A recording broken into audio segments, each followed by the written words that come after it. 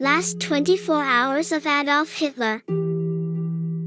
April 30th, 1945.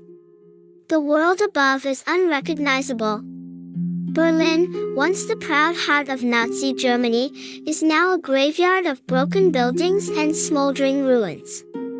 Soviet forces are just blocks away. Artillery echoes in the distance. Fires rage unchecked. The Reich is dying, and deep beneath its carcass, so is its leader. Adolf Hitler sits in a cold, concrete room buried beneath the Reich Chancellery. The walls sweat with dampness. The lights flicker. And the once feared dictator is now a pale shadow of his former self. His hands tremble. His speech slurs. Years of drug abuse and paranoia have taken their toll.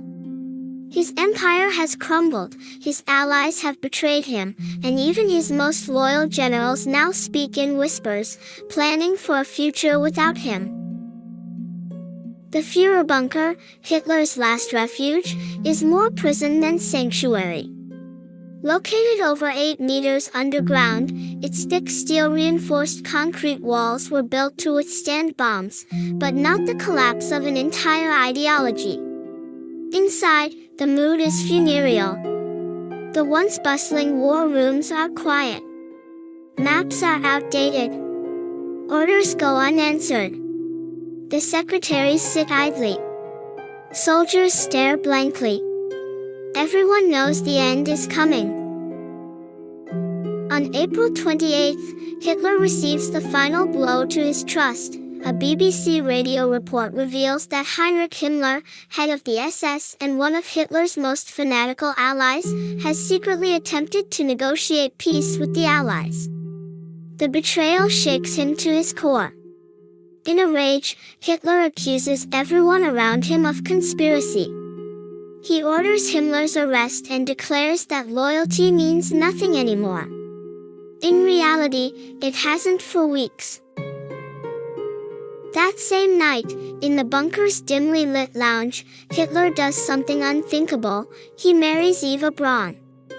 After 16 years together, they become husband and wife in a brief, emotionless ceremony. There are no guests. No music. No celebration. Just a signature on paper and the stench of gasoline already lingering in the air. The next morning, April 30th, Hitler wakes up knowing it will be his last day alive. Soviet shells are striking closer now.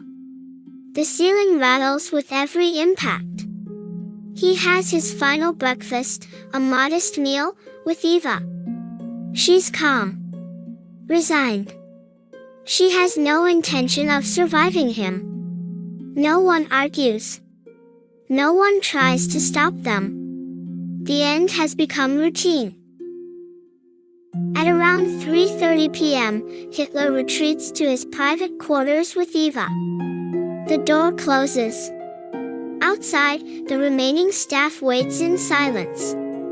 Minutes pass like hours. Then, a muffled sound, like a gunshot.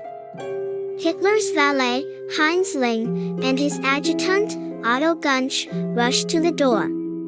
It's locked. They break it open. Inside, the scene is exactly what Hitler had planned. His body is slumped on the couch. A pistol in his hand. Blood pools beneath his head.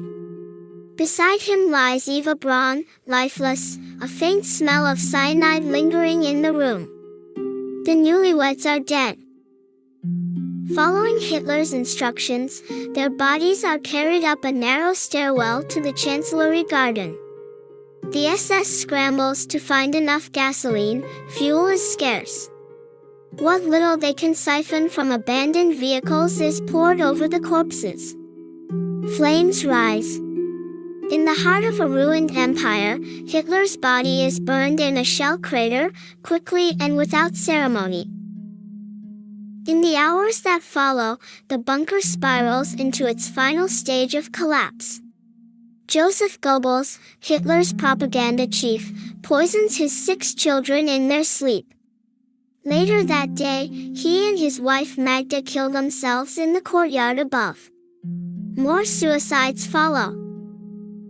On May 1st, German radio broadcasts a message: Hitler has died, fighting at the head of his troops.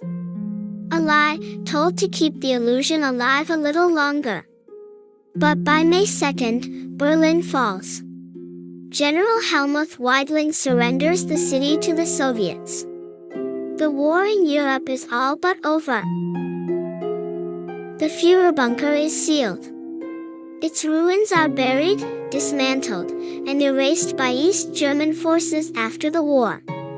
Today, the site of Hitler's death is nothing more than a paved parking lot, marked only by a small sign for history's sake. This is how it ended, not with glory, not with resistance, but with isolation, betrayal, and the stench of burning flesh beneath the ground. The man who brought the world to war, who orchestrated genocide and destruction on a scale never seen before, died a coward in a damp concrete hole. And history made sure his grave would be forgotten.